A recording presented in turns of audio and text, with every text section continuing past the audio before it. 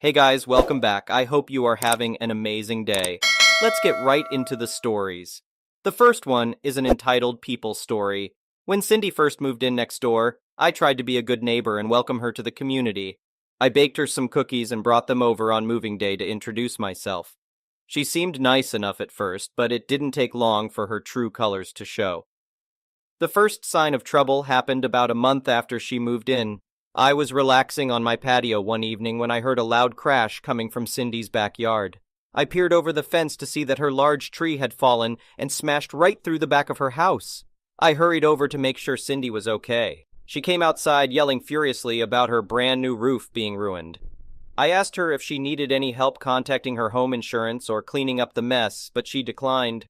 A few days later, I ran into Cindy at the mailbox. She started going on and on about how expensive the repairs were for her roof and how her insurance wouldn't fully cover it. Then she had the audacity to ask me to help pay for it since the tree had been on my property line. I politely declined and reminded her that the tree was actually on her side of the property line. She didn't take no for an answer and continued pestering me about it every time we crossed paths over the next few weeks. Cindy's unreasonable requests didn't stop there. One morning, my doorbell rang incessantly at 6 a.m. I dragged myself out of bed to find a very angry Cindy standing on my porch. She claimed that my dog had been barking all night long and kept her up. I apologized and said I would keep him inside at night going forward. But Cindy insisted that I needed to pay for a hotel for her to catch up on her lost sleep. I refused and sent her on her way. The last straw came a few months later during a huge rainstorm. I was reading in my living room when I heard shouting outside.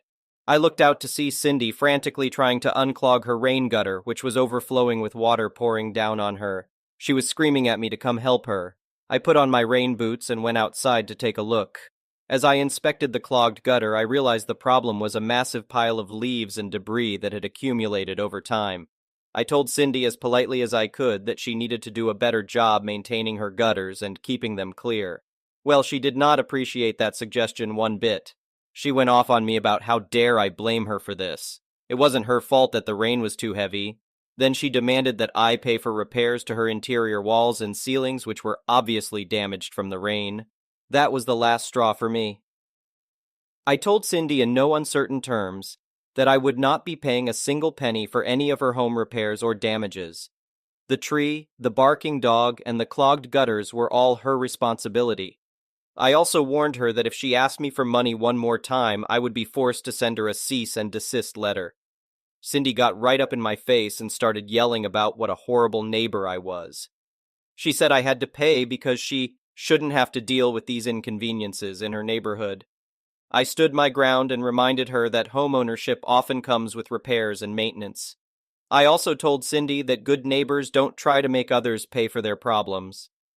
Eventually, Cindy stormed off, muttering insults under her breath. I consulted my friend, who happened to be a real estate lawyer. He helped me draft a legal notice for Cindy, making it clear I would not pay any of her bills, and any further attempts to harass me would result in a restraining order. I slipped the notice in her mailbox and thankfully never heard another peep about payments. However, Cindy did continue to give me the stink eye any time we crossed paths in the neighborhood. A few weeks later, I overheard her talking loudly on her phone with another neighbor, attempting to turn everyone against me by claiming I was selfish and rude. I just shook my head and ignored her dramatics, confident that my reasonable neighbors would see right through her behavior. Over time, Cindy's true colors became known around the neighborhood as others began to experience her shameless attempts at exploiting them. Whenever she tried to pull something with a neighbor, they would give me a knowing look and say, "She tried that with you too, huh?" It was satisfying to realize her scheming wouldn't work in a community of good people who stood up for themselves. In the end, Cindy moved away about a year later, after failing to get her way with anyone. I like to think our neighborhood became too frustrating for someone as smug and irresponsible as her. The new neighbors who moved into her house have been an absolute joy. Proof that one bad apple like Cindy can't spoil the whole bunch. As for me, I learned to be more careful who I offer cookies to. The next one is a pro-revenge story. So I was going to do some shopping in the town that I live in. Not that big.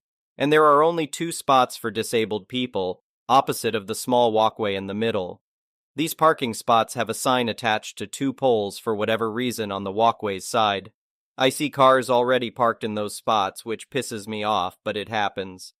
The bad side is that the closest parking spot is quite far, but I settle with it and park on the other side of the parking space. During my walk, as far as you can call it with those humps on both sides, I look at the cars parked like I always do. It's fun to see the difference in taste for cars, and at the ones in the disabled spots. In my country, you need a special blue card under your front window to show you're disabled. If you don't have it and still park there, the ticket is expensive and it pisses me off, but I can't do much because I couldn't really kick it, right?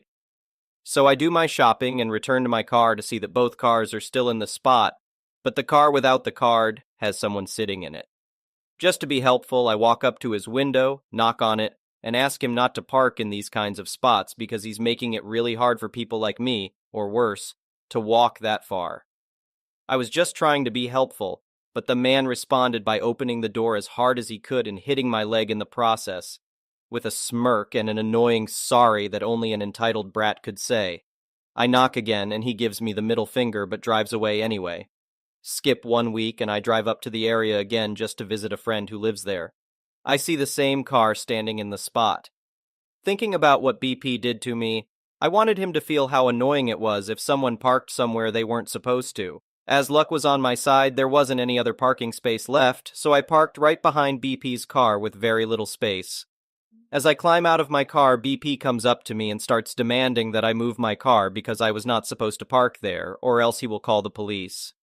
As the jerk that I am, I give him a smirk and a sorry that only an entitled brat could say, and walk off to my friend's home, leaving him swearing at me. The parking space is right in front of a store, and there's camera security over the whole area, with an additional camera pointed towards the entrance and the disabled parking spots. My friend opens the door, and we just hang out for a while when suddenly we hear a loud bang outside. My friend looks out the window and asks me what my car looks like and where I parked it. I give him the description, and then he follows up to tell me I should check on my car and see what has happened. We both walk out and see my car has a huge dent and a lot of scratches. Turned out BP just forced his way out, and the only possible way was through my car, as the poles with the sign are unbreakable.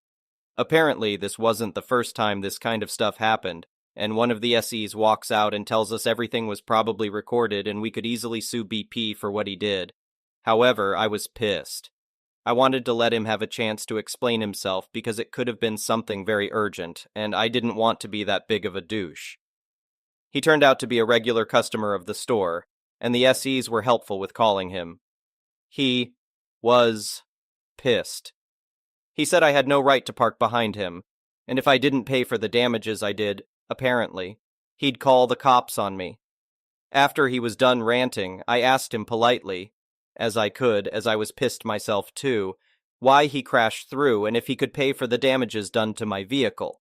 He snapped and swore at me through the phone, which was apparently being recorded by the SE, which I figured in court.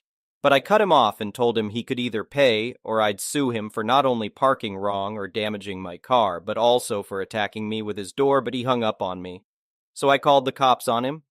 Through SE, they got his phone number and license plate, and they told me to sue him. So I did. In court, it also became clear he had multiple tickets still open which he did not pay. He got a ticket for parking in a disabled spot. He has to pay me for all the damage done and a fine for attacking a disabled person. I was thrilled and felt I'd done some justice. Moral of the story, don't be a douchebag and park where you're supposed to, or it may cost more than a ticket.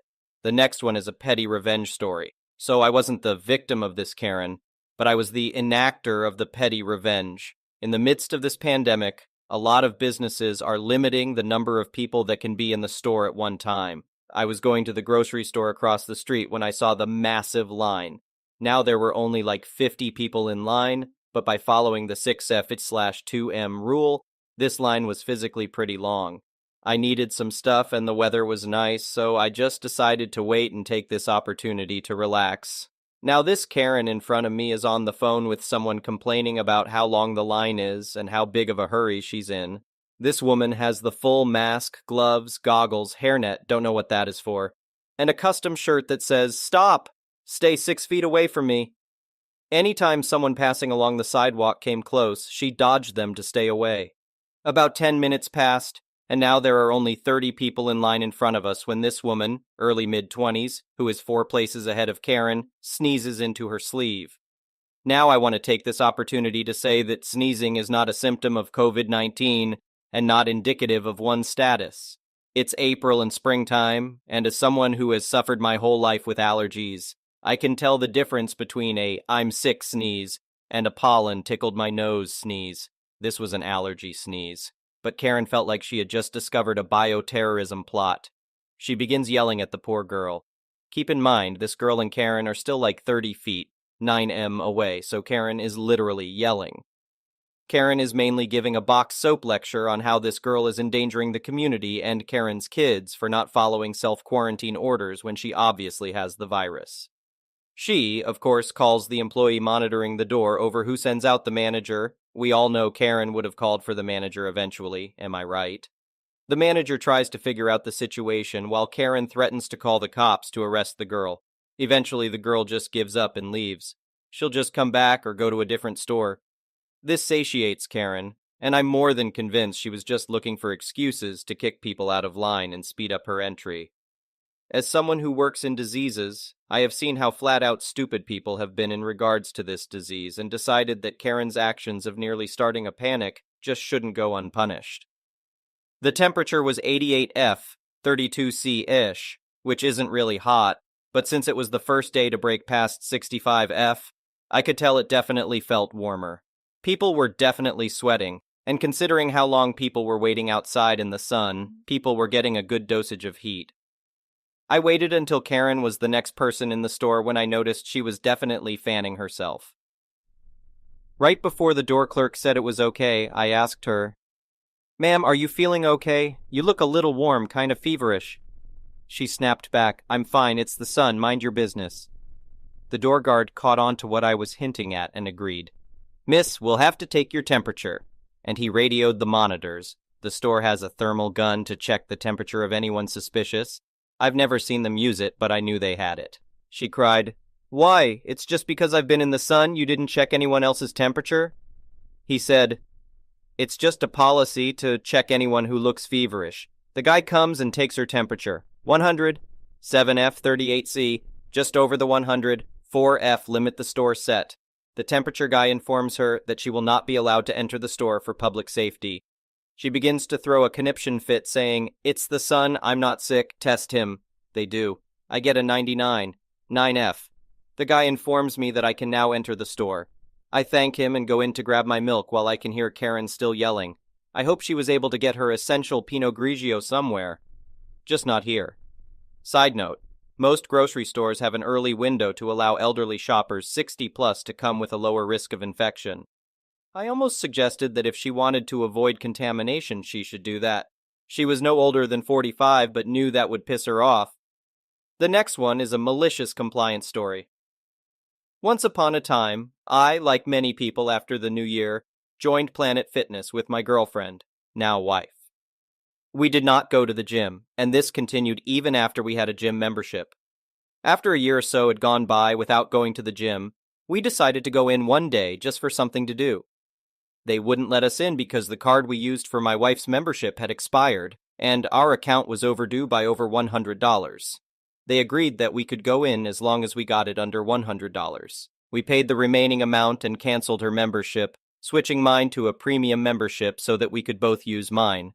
After probably another year of them collecting my money for little in return, I joined the army as a way to escape the ever-rising cost of family health insurance. I thought, this is great. Now I have a reason to work out, and I'll use my Planet Fitness premium membership that lets me use any of their gyms around the country. However, upon moving to our first duty station, I found that 1, I worked out every morning with a group of people outside, and 2, there were several gyms on base, usually nicer than a Planet Fitness. So I went to cancel my membership, and here's where they really pissed me off.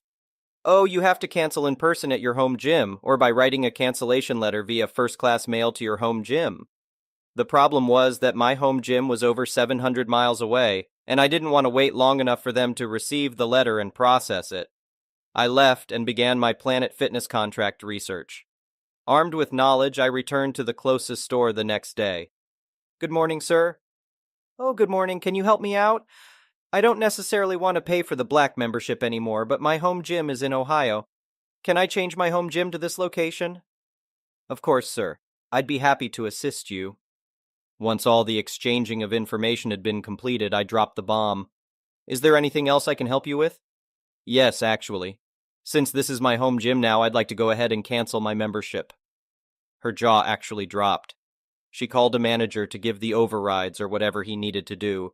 He got the whole story, looked at me, and said that I would have to wait 24 hours since I had just changed my home gym. I obliged his request and came back the next day. I'm happy to say that it's been almost 5 years since my last gym membership. The next one is an entitled People Story. My fiancé, 35M, and I, 33NB, are getting married in 2 weeks in our backyard. We will be having catering spread for our reception afterward. We decided to have a dry wedding for 2 reasons. My mom is an alcoholic known for making a scene when she gets drunk, and my fiancé has a brother who binge drinks and has had alcohol poisoning on more than one occasion. He doesn't drink all the time, but if he starts, he can't stop until he either passes out or someone physically restrains him from getting more. I also have an uncle, mom's brother, and a stepdad who are in recovery and don't need the temptation. Neither fiancé nor I are big drinkers, so we decided to avoid any problems and just have a dry wedding. We will have a less dry reception party / honeymoon with some of our friends later on. All of our families have been supportive. My uncle was especially grateful to us for doing this, since he takes his recovery very seriously and has been 7 years sober. I sent out wedding invitations 4 months ago and mentioned it would be a dry wedding, asking people not to bring alcohol. Now today I received a call from my mom, to whom I also sent an invitation 4 months ago. Mom: is it true you're not having alcohol at your wedding? Me: yes, fiancé and I decided we didn't want alcohol during our special time. Mom: that's so silly. It's going to make your wedding boring. Me: well, I'm sorry you feel that way, but fiancé and I have made our decision. We want everyone to feel comfortable at our wedding. Mom: clearly you don't care about my comfort. What if I want to have a little drink to pass the time? Me: like you did at a different Uncle Seat's wedding where you got so drunk and made a horrible scene calling Uncle's wife a gold digger? Mom: it wasn't my fault. They made the drinks there too strong. Me: right. I really wish you would address this need to have alcohol wherever you go. Mom: I don't need to have alcohol. I just think your wedding will be boring without it. You want to have a fun wedding, don't you? Me: it will be a fun wedding. We don't need alcohol to have fun. Mom: this is so stupid. Why should everyone else be punished just to make it comfortable for a few people? It seems like you care more about uncle and stepdad than anyone else. Me: or maybe I just want to avoid any scenes. Mom, I just told you that wasn't my fault. Me: just like your DUI isn't your fault? Mom, how dare you bring up that difficult time in my life? I was going through a lot emotionally. What the hell is wrong with you kids? You need to mind your own business. If I want to drink, that's my business. Me: well, my wedding is my business. We do not want alcohol there. That's final. I can't stop you if you decide to pregame my wedding, but I've already made it clear to uncles and brothers that if you cause a scene, you are to be made to leave. Mom starts crying. Why do you kids hate me so much? What did I ever do to deserve to be treated like this by my children? Me: are you really ready for me to go down that list? Mom: none of you understand.